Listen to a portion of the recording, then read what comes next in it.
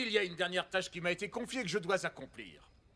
Cette année, le prix du meilleur jeune talent de Lava Springs a été attribué, comme toutes les autres années, à l'extraordinaire et unique Ryan Evans, mon Et si je vous disais que cette scène cache un message bien plus profond que ça?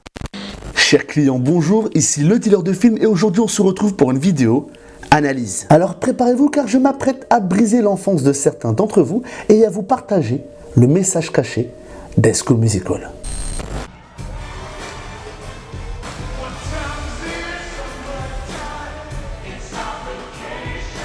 Aujourd'hui, tout le monde connaît High School Musical. De la chanson, de la danse, une comédie musicale avec Zac Efron. Mais surtout l'un des téléfilms les plus marquants de sa génération, qui ira jusqu'au cinéma. High School Musical a aujourd'hui propulsé des carrières et surtout créé une quantité astronomique de produits dérivés. Mais il a surtout derrière lui une ribambelle de fans. De la folie, du fanatisme, en tout cas c'est la magie de Disney. Et j'ai d'ailleurs moi-même étant plus jeune regardé les 3 films, même le 3e film je l'ai vu au cinéma avec ma mère et ma sœur.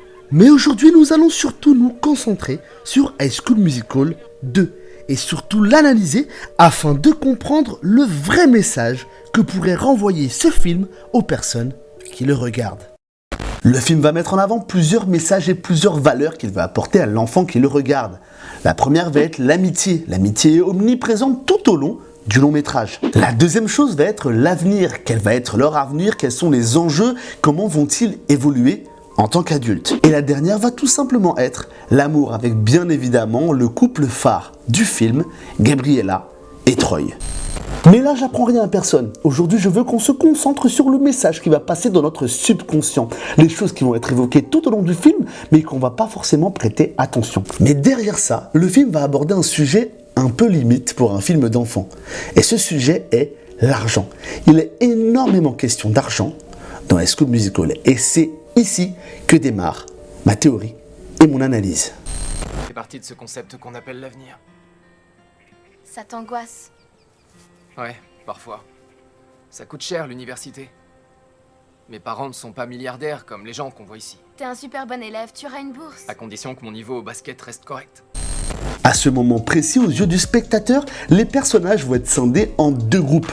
D'un côté, les personnes qui ont de l'argent et qui ne se soucient pas du tout de leur avenir, et de l'autre, tout le reste. Et quand je dis tout le reste, je parle bien entendu de toutes les personnes qui vont devoir travailler, gagner des sous pour pouvoir aller à la fac. Et même si conclure tout ça à partir d'une seule phrase semble un peu tiré par les cheveux, il faut prendre en considération que ce n'est pas non plus un cas isolé. Tout le film va parler d'argent et de ce besoin. Que ce soit pour une voiture, pour des cours, ils sont lycéens, ils n'ont pas de travail et surtout pas de moyens. Non mais je plaisante pas les gars. Cet été il faut que je gagne de l'argent. Mes parents n'arrêtent pas de me dire que mes études vont les ruiner. Les miens m'ont promis de doubler ce que je gagnerais, mais il faut d'abord que je trouve du boulot. Moi aussi, je veux m'acheter une voiture. Que j'ai un vrai carrosse pour aller chercher. Et le fait que tout ça soit abordé dans un film pour enfants n'est pas anodin quand on sait qu'aujourd'hui, la dette des étudiants américains est juste mais astronomique, qu'elle peut même créer une crise économique. Voilà, forcément, on sait qu'en 2007, ça avait déjà commencé. Et donc forcément, ça en fait un sujet d'actualité, un sujet quotidien pour les Américains. Comment vont-ils aller à la fac? Comment vont-ils gagner des sous pour pouvoir étudier? En 2018, 69% des élèves ont contracté un emprunt étudiant et de nombreux jeunes diplômés peinent à trouver un emploi qui corresponde à leur niveau d'études. Enfin bref, on s'égare, le plus important c'est de garder à l'esprit que les 2 groupes sont scindés. On a d'un côté la famille Evans qui va tout simplement exposer sa richesse tout au long du film, que ce soit à travers des voitures, que ce soit à travers des hélicoptères, enfin bref, d'autant plus que tous les décors du film appartiennent à leur famille. Et ça c'est très important dans la tête du spectateur. Ils sont riches. Et d'un autre côté, on a tout le reste des wildcats qui eux n'ont pas cette chance et qui forcément sont obligés de trimer tout l'été comme salariés saisonniers afin de gagner un peu d'argent. Et déjà rien que cette image, elle est assez dure, il faut se rendre compte, c'est assez cruel. Et je passe le fait que évidemment, parmi les pauvres, on a les minorités, que ce soit la petite latino-mexicaine, que ce soit les blacks, enfin bref, je fais pas un dessin. Et à partir de là, Sharpay va tout simplement essayer, avec son aisance financière, avec ses moyens financiers, de séparer Troy de ses amis afin de s'accaparer le jeune homme. En d'autres termes, avec son argent, elle veut acheter son amour. Et ça va être en grande partie le scénario du film. C'est-à-dire tout au long du film, Sharpay essaie de s'accaparer Troy. Et ce qui est le plus triste dans tout ça, c'est qu'elle y arrive. Allez, monte.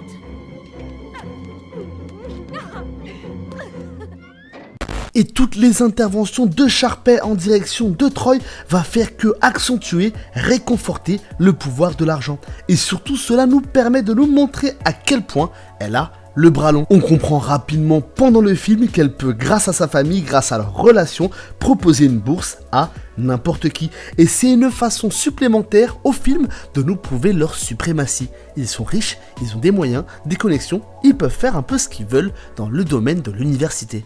Et tous nos personnages n'ont réellement aucun moyen de lutter contre elle, mis à part une chose, le concours des jeunes talents.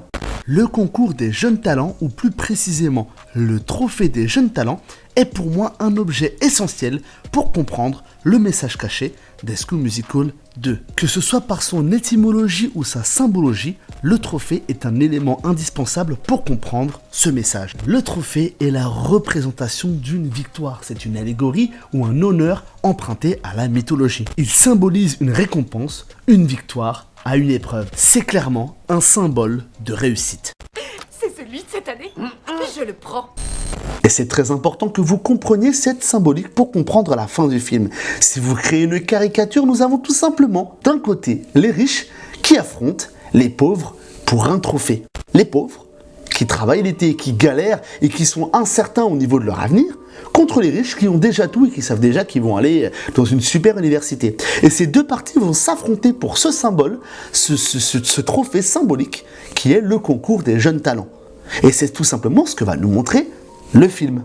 À ce stade de mon analyse, j'essaie de vous faire comprendre que nous avons d'un côté des étudiants pauvres avec un avenir incertain qui travaillent pour des riches avec un avenir assuré. Le seul élément du film qui peut les placer sur un pied d'égalité est le concours. Et puis forcément, ça se développe dans notre subconscient, mais c'est très intéressant parce que si c'est une critique sociale qui va parler tout simplement des riches contre les pauvres, il y a énormément de films qui font ça et c'est tout simplement génial. Vraiment, c'est génial à regarder. Mais la problématique, elle va bien plus loin. Cet objet, ce trophée est la symbolique, la conclusion de toute chose, la conclusion du film. C'est la symbolisation du combat, les riches contre les pauvres. De plus, il faut bien se rendre compte que Sharpay va mettre en place tout ce qui est possible pour évincer les pauvres de cette compétition afin de s'assurer la victoire et le trophée. Il est écrit aucun membre du personnel ne pourra participer au concours de jeunes talents donné par le club. Elle va soudoyer, combattre de manière inégale et surtout évincer ses concurrents. Clairement, on fait pas pire quoi. Mais malgré tout, tous nos jeunes étudiants et tous nos enfants pauvres, ça fait mal de dire ça comme ça, hein, mais tous ces enfants-là vont trouver une solution et un moyen de monter sur scène. Et grâce à leur créativité, leur acharnement, ils arrivent à monter sur scène et ils nous donnent tout simplement un fantastique spectacle.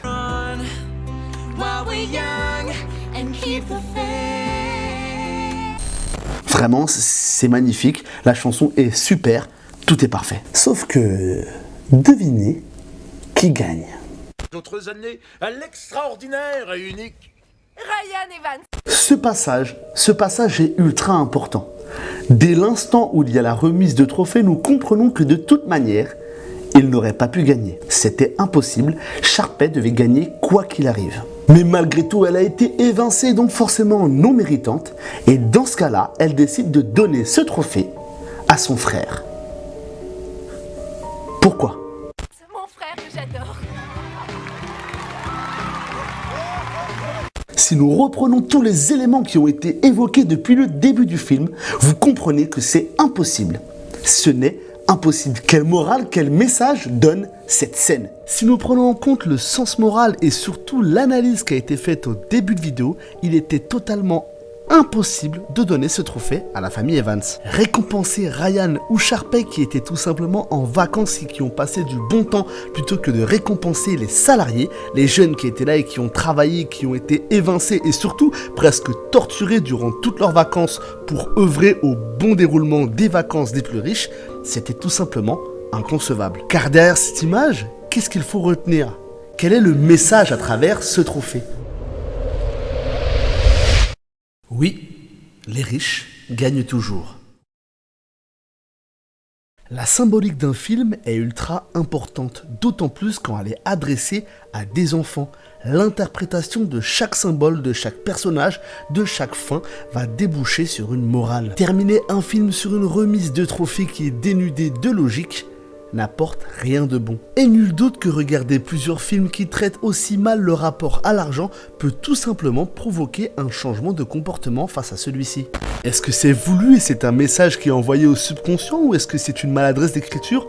On n'en sait rien, mais une chose est sûre, c'est que c'est inconcevable. Et si on s'attarde du point de vue chorégraphie ou même du point de vue un peu réaliste de la chose, même dans ce cas-là, ce n'est pas possible. 90% du show est réalisé par Troy et Gabriella et nous avons vaguement des petits mouvements de danse à la fin, ça n'a aucun sens. Donc revenons à la question que je vous ai posée il y a 5 minutes. Quelle image ça renvoie aux spectateurs? La famille Evans va gagner ce symbole, va gagner ce trophée malgré tous leurs vices et malgré tout ce qu'ils ont pu faire durant ce film. À savoir, car il ne faut pas l'oublier, Ryan Evans est méchant tout au long du film. Il contribuait à espionner les autres, à cafeter, à faire tout ce que tu veux, c'est n'importe quoi. Et la seule raison pour laquelle il rejoint les salariés, c'est tout simplement car il n'a plus sa place avec sa sœur. C'est tout simplement même pas par amitié, c'est par besoin. Il ne peut rien faire seul. Si le film voulait apporter des valeurs morales aux enfants qui regardent cette scène, il fallait, quoi qu'il arrive, que les salariés récupèrent le trophée. Si les scénaristes et les réalisateurs de ce film voulaient faire une belle fin avec un sens moral, il fallait tout simplement donner ce trophée à Gabriella Montez ou encore à Kelsey, qui est tout simplement celle qui a inscrit les salariés et écrit la chanson. Ce n'est pas rien. Les employés ont le droit d'y participer et j'ai une tonne d'idées pour les Wildcats. Vous deux, vous chantez la chanson. En faisant ça, ils auraient récompensé la détermination, le travail acharné et surtout le fait de ne jamais abandonner. Ou alors, quitte à donner le trophée à Ryan, il aurait dû, de manière symbolique, donner ce trophée aux autres. Car c'est grâce à eux qu'il a réussi à l'obtenir. Mais non, il n'en est rien, il le garde et il célèbre sa victoire avec ses parents qui l'applaudissent. Et nos pauvres petits salariés, pauvres, qui se soucient de leur avenir, repartiront sans rien. Alors qu'ils ont trimé tout l'été et qu'en plus de ça, ils ont organisé un spectacle pour des personnes riches qui sont en vacances. Ça craint. Nous arrivons à la fin de cette vidéo et j'espère tout simplement que ce message caché vous a pas dégoûté du film parce que quoi qu'il arrive, même si la symbolique est dégueulasse, ce film fait partie de vous si vous l'avez regardé enfant. J'espère que cette vidéo vous a plu. S'il vous plaît, n'hésitez pas à mettre des commentaires, c'est très important pour moi. J'essaie de répondre à tout le monde et surtout partager cette vidéo. C'est du travail, ça m'a pris du temps d'analyser tout ça et puis je me suis forcé à re-regarder le film quand même. Donc faites-le. Partagez cette vidéo, retrouvez-moi sur Instagram, j'hésite pas à mettre des posts régulièrement. On peut débattre aussi en DM, il n'y a pas de souci, ça me fait vraiment plaisir. Et puis je fais de temps en temps des petits sondages et des lives, donc n'hésitez pas à me rejoindre. Partagez cette vidéo, on se retrouve très prochainement. Et puis si vous voulez d'autres vidéos analyses comme celle-ci, n'hésitez pas à le mettre en commentaire aussi. C'était le dealer de films, cher client, à bientôt.